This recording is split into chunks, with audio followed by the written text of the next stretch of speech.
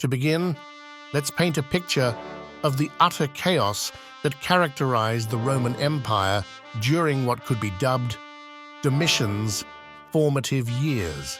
The empire was a hotbed of instability, with emperors being assassinated with alarming frequency, and conspiracies and power struggles were as regular as the changing seasons. It was like a real-life soap opera set on Palatine Hill, making any semblance of a stable upbringing seem like a minor miracle. Domitian was born into the illustrious Flavian family in 51 AD, was the youngest son of Vespasian, a celebrated military leader, and brother to the seemingly flawless Titus. Domitian's mother, Domitilla the Elder, was the epitome of a dedicated empress consort, juggling the roles of motherhood and supportive spouse while trying to protect her sons from the relentless turbulence of first-century Rome. She was essentially the ancient equivalent of a mafia matriarch, holding the family together against all odds.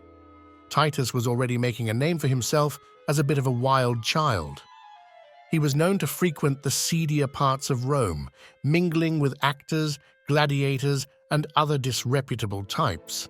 There were even rumors of scandalous love affairs and drunken escapades, the kind of juicy gossip that would make a modern tabloid editor blush.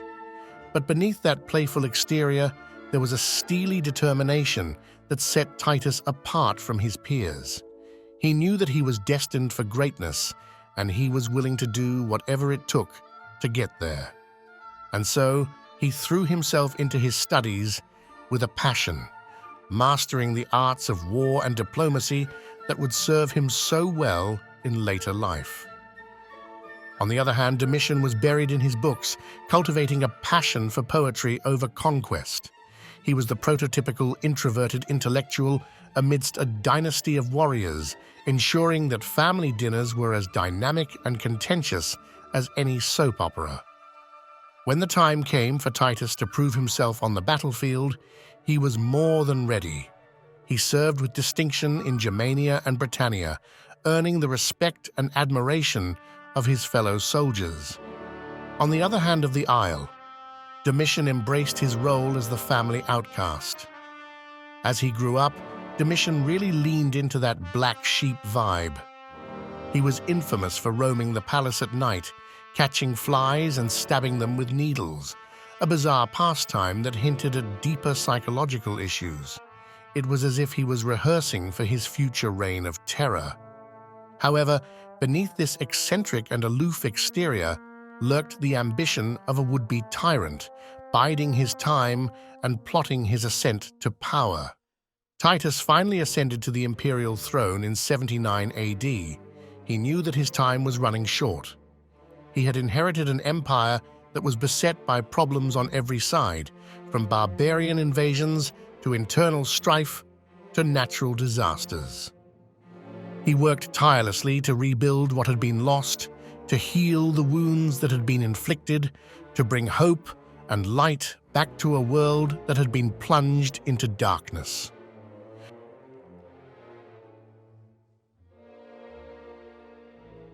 Suddenly, Titus, who had risen to power, vanished abruptly. In September of 81 AD, he succumbed to an enigmatic fever while journeying through the countryside. His condition deteriorated over the course of a few days until, on the 13th of September, he passed away. Titus had held power for only 2 years before his untimely demise, leaving the empire reeling from the loss of its cherished leader. With Titus no longer in the picture, Domitian was poised to ascend to the throne, the sole surviving claimant to the imperial legacy. Yet one fact remains indisputable. Domitian wasted no time in securing the imperial mantle for himself. First up on the Machiavellian agenda, winning over the military, of course, Domitian knew that in the cutthroat world of Roman politics, you were only as powerful as the number of legions willing to follow you into battle. So he started greasing those army palms like a seasoned Vegas politician, doling out bonuses, promotions, and all the bread and circuses a soldier could ever dream of. He also made sure to paint himself as the ultimate patriot, the one true defender of Rome's glory and honor. Never mind that he had about as much actual military experience as a kindergartner playing with toy soldiers. Domitian was a master at selling the sizzle, even if the steak was a little lacking. But winning over the troops was only half the battle. Domitian also had to navigate the treacherous waters of the Roman Senate. Domitian played those crusty old senators like a fiddle, my friends. He knew just which egos to stroke, which rivalries to exploit, and which skeletons to yank out of which closets. It was like watching a master puppeteer at work, pulling all the right strings to make those toga-clad Muppets dance to his twisted tune. This guy was not above getting his hands dirty when it came to securing his place on the throne. Disloyal noblemen found themselves on the business end of a mysterious disappearance, while wavering allies suddenly came into huge inheritances from long-lost relatives. Funny how that works, isn't it? But perhaps Domitian's greatest trick was his masterful manipulation of public opinion.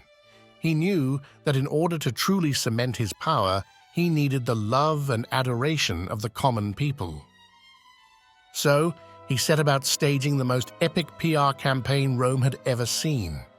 We're talking gladiator games that would make NASCAR look like a kid's go-kart race, building projects that made the pyramids seem like a stack of Legos, and enough free grain and wine to keep the plebeians fat, happy, and not asking too many pesky questions. No one was safe from his ever-watchful eye and twitchy trigger finger. Senators, nobles, even his own family members. If Domitian caught even a whiff of disloyalty, it was off with their heads. He even had a special black book where he kept a detailed list of all his enemies and suspected traitors. Domitian also had a softer side, and he spared no expense in making sure the whole empire knew just how great he was. We're talking massive building projects that would make even the most ambitious SimCity player weep with envy. A brand spanking new palace, complete with a 30-foot solid gold statue of himself. He started insisting that people address him as Lord and God, and even had coins minted with his own divine image. He built temples and altars to himself all over the empire, and woe betide anyone who didn't show proper reverence to the almighty Domitian. Let's start with his twisted relationship with the Roman Senate. Now, you'd think a guy like Domitian, who had clawed his way to the top through sheer force of will, would at least try to maintain some semblance of political legitimacy. He treated those stuffy old senators like his own personal playthings, toying with them and humiliating them at every turn. And when Domitian really wanted to flex his totalitarian muscles, he'd go full-on Caligula and start executing senators left and right. Treason, disloyalty, sometimes even just having the audacity to look at him funny. It was all grounds for a swift and gruesome end. The guy was like a Roman version of Vlad the Impaler, except with a slightly more grandiose wardrobe. Under Vespasian's watchful eye, the Flavians quickly consolidated their grip on the empire. They were a tight-knit bunch, fiercely loyal to one another, and determined to hold on to their newfound status at all costs. In many ways, they embodied the very essence of the Roman ideal: strong, disciplined, and utterly ruthless in their pursuit of power. Titus Flavius Clemens. He was an interesting character, to say the least. As the cousin of Domitian, he was technically part of the Flavian dynasty that had solidified its grip on the Roman Empire. But unlike his ruthless and power-hungry relative, Clemens was known for being a bit of a gentle soul, more scholar than soldier, if you will. Clemens was, in many ways, the antithesis of his cousin Domitian, where the emperor was all fire and brimstone, paranoia and brutality. Clemens was a man of quiet contemplation and intellectual pursuits. He was the quintessential scholar-philosopher, more at home in the halls of learning than the blood-soaked arena of Roman politics. He was known to spend long hours poring over ancient texts, seeking wisdom in the words of the great thinkers who had come before him. Stoicism, in particular, held a special appeal for Clemens. He was drawn to its emphasis on virtue, self-control, and the acceptance of one's fate. In a world where the strong preyed upon the weak, Clemens stood out as a beacon of humanity and decency. In the cutthroat world of imperial Rome, such traits were seen as weaknesses, vulnerabilities to be exploited by those with more ruthless ambitions. But Clemens refused to compromise his principles, even in the face of his cousin's increasingly erratic and tyrannical behavior. It's easy to see why Domitian might have viewed Clemens as a threat. Some historians have suggested that he could be somewhat aloof and disconnected from the practical realities of the world around him. But regardless of his shortcomings, there is no denying the impact that Clemens had on those around him. So Domitian set about systematically undermining and isolating his cousin, using a combination of cunning manipulation and outright intimidation.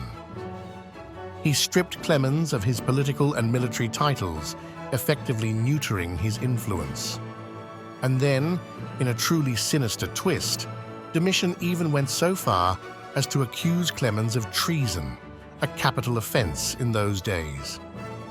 The charges were, of course, completely fabricated, but Domitian was nothing if not skilled at playing the Game of Thrones.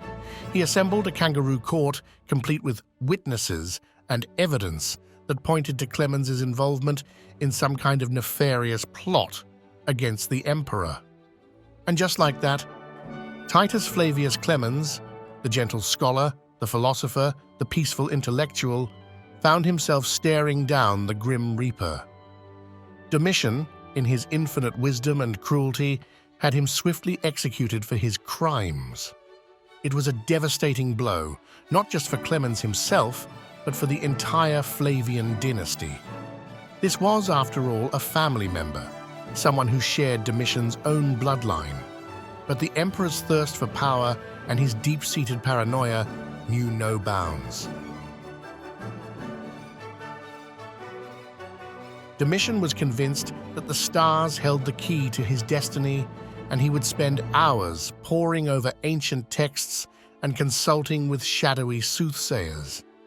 The palace was practically dripping with mystical symbols and talismans, like some kind of unholy combination of Hogwarts and a serial killer's lair. And let's not forget about his fixation on rooting out perceived traitors and enemies of the state. Domitian had a whole network of informants and spies, and he would gleefully preside over their interrogations, often personally overseeing the most gruesome forms of torture. It was like a twisted version of To Catch a Conspirator, with the emperor himself in the role of the sadistic host. But perhaps the most jaw-dropping aspect of Domitian's reign was his sheer, unbridled hedonism. This guy made Caligula look like a choir boy when it came to debauchery and excess. The stories of Domitian's decadent parties and orgies would make even the most jaded modern tabloid reader blush. We're talking exotic dances, exotic animals, well, let's just say that the term exotic covers a lot of ground when it comes to Domitian's twisted tastes. And of course, he surrounded himself with a cadre of sycophants and enablers, all too eager to indulge his every whim and fantasy. The palace was like a Roman version of Studio 54, except with a lot more togas and a lot less disco. But eventually, even Domitian's most loyal supporters had to admit that the emperor had gone completely off the rails. The paranoia, the cruelty, the sheer, unadulterated madness, it was all becoming too much to bear. And so, in true Roman fashion, they decided to take matters into their own hands. In the year 96 AD, Domitian's own chamberlain and a group of disgruntled senators conspired to assassinate the emperor, putting an end to his reign of terror once and for all.